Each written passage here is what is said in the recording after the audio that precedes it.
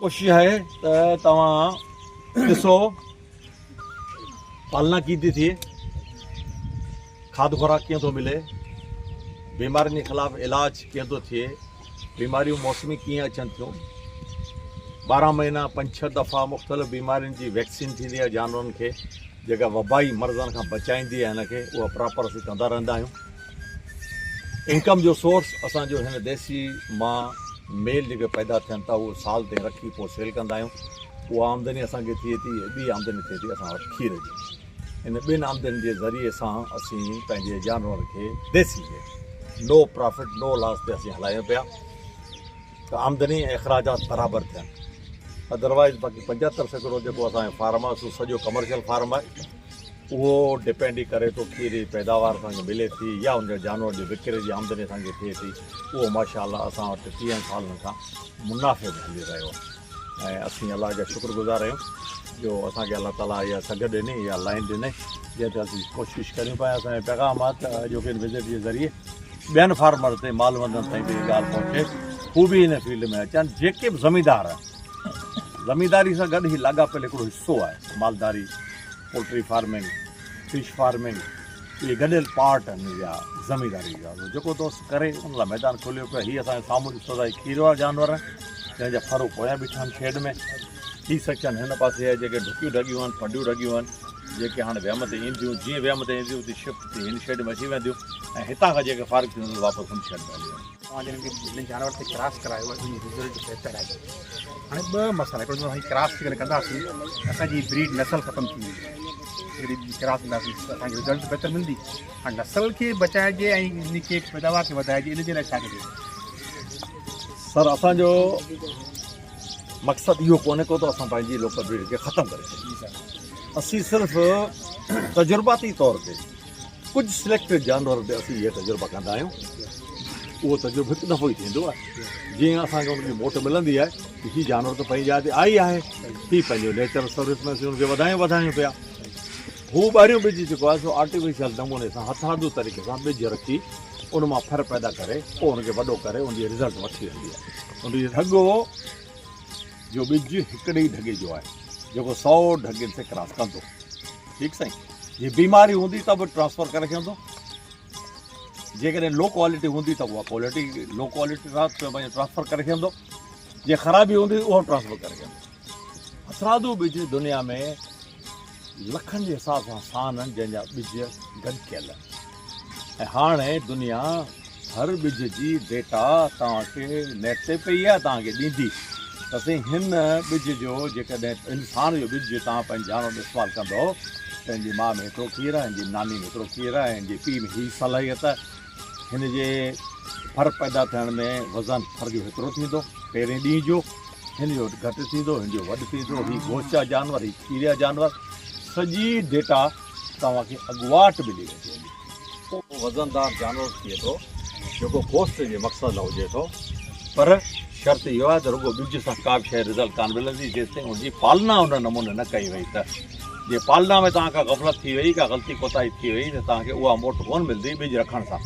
त पहिरें ॾींहं खां ॿिज रखण साण ई अहिड़ी तयारी कजे जो फर निकिरे, फर निकिरण खां पोइ हू मुकमल जवान थिए, तेसिताईं हुनजा खाद खुराक बीमारी हाउसिंग बाक़ाइदगी सां जे रखंदो त ईअं सम्झो त लखनि न पर करोड़नि में हुनजी मालियत थी वेंदी ऐं मार्केट में एॾी वैल्यू हुनजी आहे।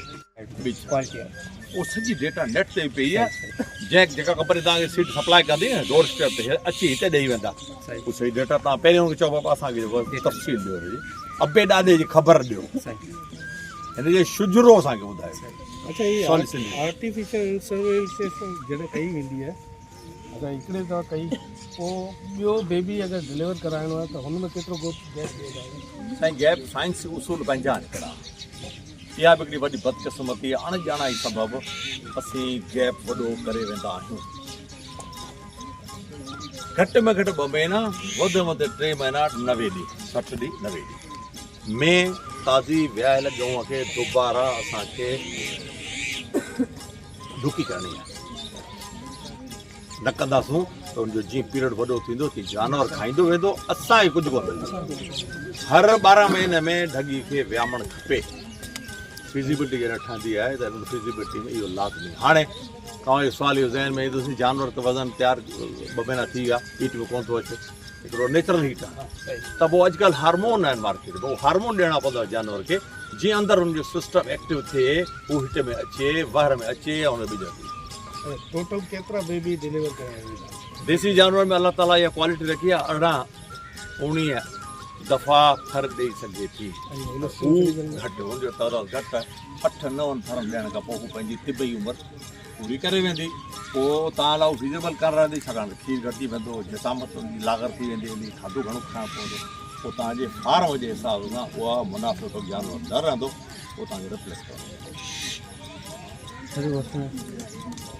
अॼुकल्ह त जदीद दुनिया आहे बाबा, जदीद। जी भाई। सर वो सर पहले बता रहे थे डॉक्टर तला कि जानवर जब जो बच्चा पैदा करता है तो उसको हाइब्रिड जानवर से जो बच्चा पैदा होता है तो उनको अलग कर दिया जाता है, पैदा होते पहले ही दिन ही। तो जो थर्ड पार्कर के जानवर हैं उनको पैदा होते ही अलग कर दिया जाता है। तो हमारे यहाँ जो प्योर जानवर है थर्ड पार्कर के, तो उनके अंदर कोई एहसास इंसान की तरह या फीलिंग्स वगैरह होती हैं, अपने बच्चे को पहचानते हो या अलग कर? 100% दोनों ब्रीड्स में अपने बच्चे को पहचानने की सलाहियत है, मगर एक उसूल तय किए गए हैं और उसूलों पे ही हमें चलना है। अगर हम बच्चे को उसकी माँ के नीचे छोड़ देंगे, मिसाल विलायती के बच्चे को, तो वो आस्ते आस्ते उसकी जो क्वांटिटी है दूध पीने की बढ़ती जाएगी, जैसे बड़ा होगा। यहाँ पर हम क्या करते हैं कि 2 या 3 दिन उसकी माँ का दूध पिलाने के बाद सेपरेट कर देते हैं। सेपरेट करके उसको स्टार्ट करते हैं 1.5 लीटर या 2 लीटर सुबह, 2 लीटर शाम दूध प्लस मसनूई बना हुआ फीड, जो उसके तमाम जिस्म की ज़रूरियात दूध वाली या जिस्म की बढ़ोतरी या उसके मैदे के हजम करने की सलाहियत को बढ़ाता है, वो हम उसको डे 1 से देना स्टार्ट कर देते हैं ताकि वो दूध की कमी महसूस न करे। पहली बात ये। दूसरी बात ये, वो हमें मुख्तलिफ बीमारियाँ हैं, मुख्तलिफ प्रॉब्लम आते हैं, अगर बच्चे हमने इनके पीछे छोड़ दिए तो ज़्यादा दूध पी जाएंगे, उनको मोशन लग जाएंगे, बढ़ोतरी रुक जाएगी और वो ज़्यादा दूध पीने के लालच में इनके थनों को ख़राब कर देंगे।